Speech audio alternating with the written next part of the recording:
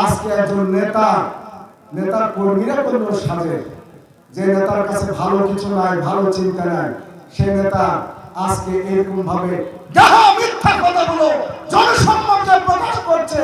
জামাত ইসলামী দল নয়, জামাতকে আবার ৭১-এর তকমা লাগাচ্ছে। আমরা হুঁশিয়ার উচ্চারণ করতে চাই, ৭১ বলি আওড়াতে একটি দলের পতন আমরা দেখলাম।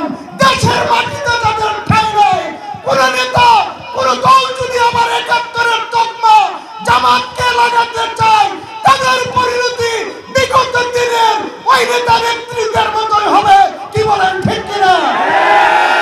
আমি আজকে সবাই জনসম্মুখে জিজ্ঞাসা করতে চাই, আপনারা কি জামাতের পক্ষ থেকে বেহেশতের টিকিট কেউ পেয়েছেন? আমাদের বন্ধুরা মিথ্যাচার করছে। কি বলেন, ঠিক কিনা?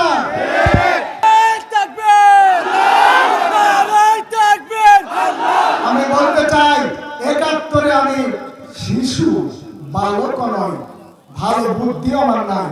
আজকে এই মঞ্চে যারা আছে ৭১ কেউ ভালো করে দেখে নাই। কি বলেন, ঠিক কিনা? ৭১-এ এই তকমার জামাতের কোন নেতৃবৃন্দকে লাগাবেন না। আপনারা সংযত হন, আপনারা সরে আসুন, নাহলে আপনাদের পরিণতির জন্য আপনাদের অপেক্ষা করতে হবে।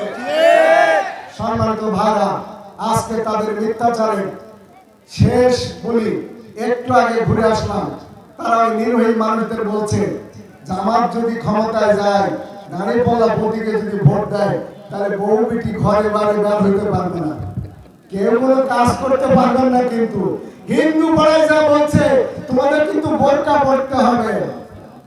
আজকে মিথ্যাচার বন্ধ করুন।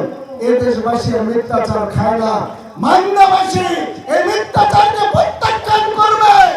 আগামী ১২ই ফেব্রুয়ারি দাঁড়িপাল্লা প্রতীকে অঢেল ভোট